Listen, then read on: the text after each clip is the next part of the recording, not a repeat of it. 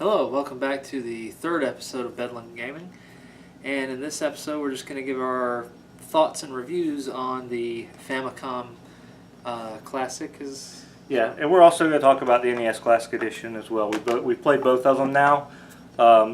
We haven't played every game on both systems, and but we've played a little bit of the games on them. So we were just playing the Famicom Mini, so we'll talk about it a little bit. The controllers are small, but even though these are small, they feel fine to me. It feels better to me than a single Joy-Con because of the spacing of the buttons from the directional pad. Definitely. Let's see, the games. We played some of the two-player games on it, Super Contra. We played, oh my gosh, because we just played it. We played Super Contra, we played Double Dragon 2. We played a Kunio game that I do not know the name of. We couldn't read anything other than... I tried to do the two-player on the sumo game that's on here, but I couldn't read. We could read I didn't put it. I could probably do it, but I just went through too fast. We played Dr. Mario on here. So Dr. Mario was amazingly enough all in English. Dr. Mario was just pretty much the exact same as what you get in the English version. One of the really cool things I've discovered on the Famicom Mini is a lot of the games have some differences from the American versions of those games. Some of the sounds in Zelda and Zelda 2 are different, and some other games have some different sounds. Some of the title screens look different, of course.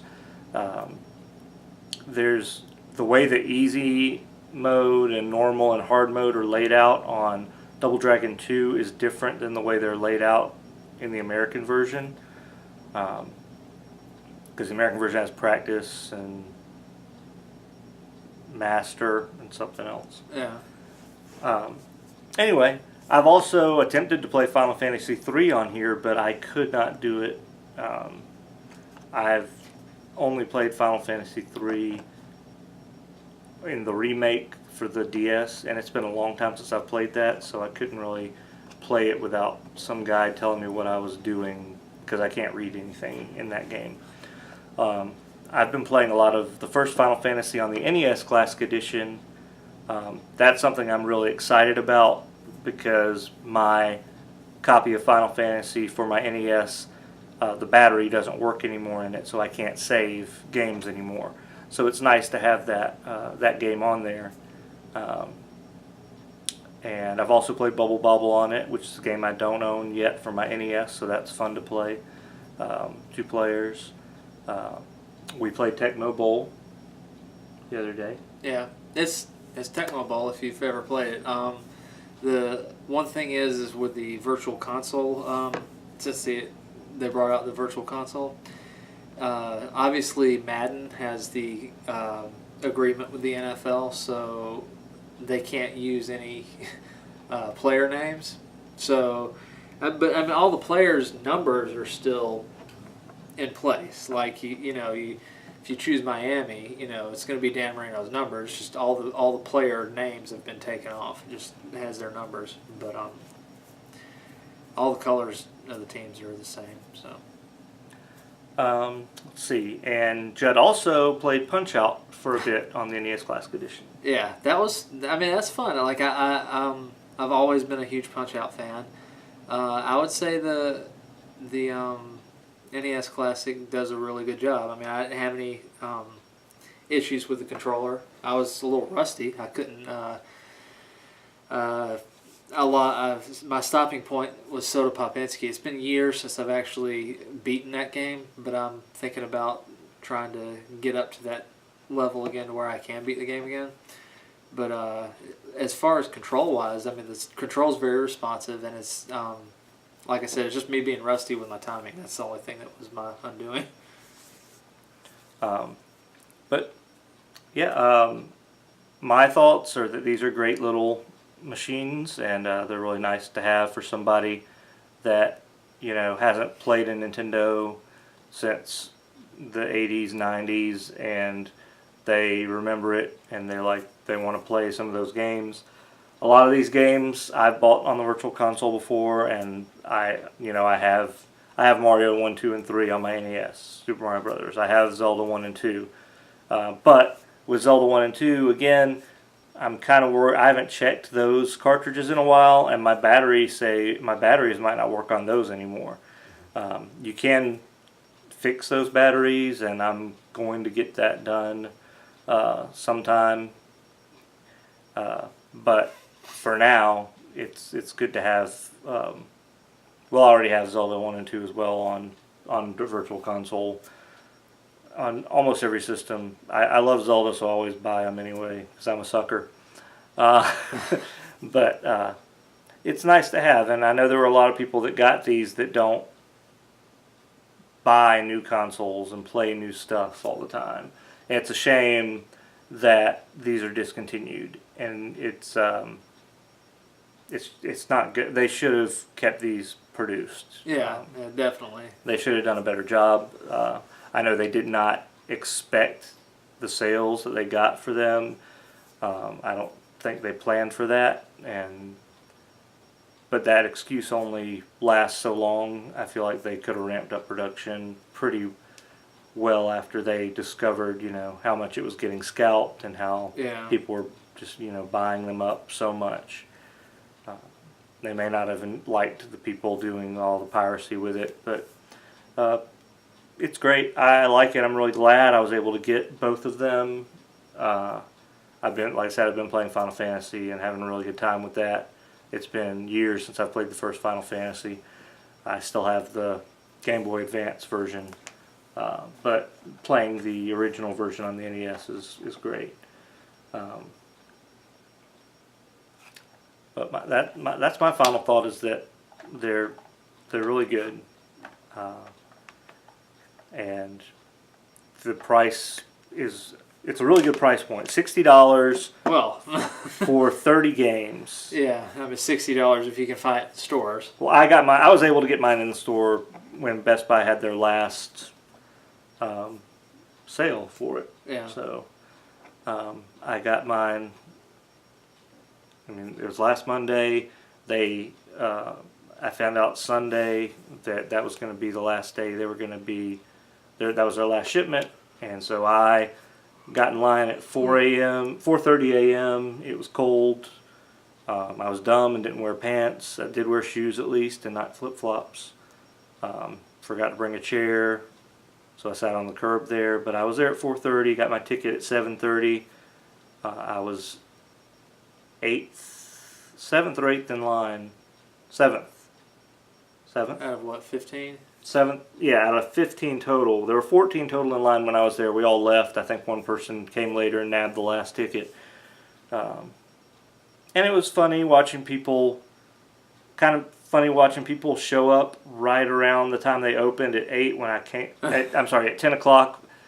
I came back to actually pick the system up. My ticket guaranteed me the system at least till 12 o'clock.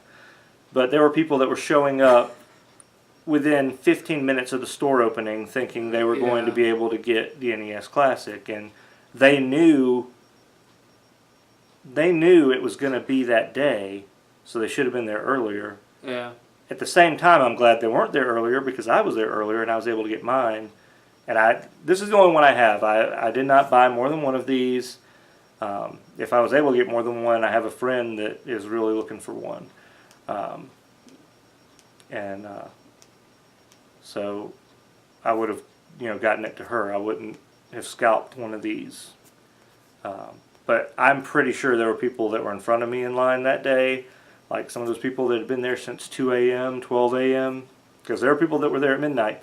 I think some of them might have been scalping it, and the guy in front of me at least had already had one, but you know, he was there. He was there early to get one, so that's life. They did limit it to one a person, which I appreciate. I was able to get mine and get out. So I'm glad I was able to review it. I'm glad I was able to have it and play it. It's fun to just power it up, play games. I got an extension cable, which is very valuable. If you saw our early video, these controllers are attached, and you have to sit really close. Yes. But when I have this hooked up to my Very TV close. in my room, and that's right by my bed, so it's not bad for me at all, because it just reaches right across to me. And the Player 2 controller, I don't know if y'all can see it, but lacks start and select buttons. Oh, another thing. It says microphone, but I'm pretty sure a microphone's not on this controller. Yeah, there's not a microphone on the Player 2 controller. Now, in Legend of Zelda, the Pole's voice in Japan, you would kill the Pole's voice by using the microphone on controller 2. Because there's an old man in Zelda who tells you that loud noises... He gives you the clue that loud noises kill Pole's voice. Or something. But in America, we didn't have a microphone, so they made it so that arrows could kill Pole's voices. Well, in Japan, you had to use a microphone. Arrows do not kill the Pole's voice. And I think I heard that, you know, this emulates the... Oh, that's another cool thing about this. This emulates the Famicom Disk System games on some of the games. Like Zelda, it'll say like insert side B, and it's pretty cool emulating those versions. But because it emulates Zelda like that, I think you can't use arrows on the Pole's voices on this Famicom Mini, which means you also can't use the microphone because there's no microphone. So I think you have to actually use your sword, and I think it takes a while to kill them with a sword. So that's one downside to Zelda on here. But I haven't played Zelda through on here yet. I just briefly loaded it in, and the music to Zelda 2 sounds a lot better on the American version than it does in the Japanese version. Yeah, that's true. Yeah. But that has nothing to do with the system. That's just how it was in the Japanese version of Zelda 2. I like them both. They're great for my collection, and I do play them. I mean, there's the rumors about the Super Nintendo one, but I think... that's coming out. I think even with that, I think the NES Classic Edition might see a return at some point.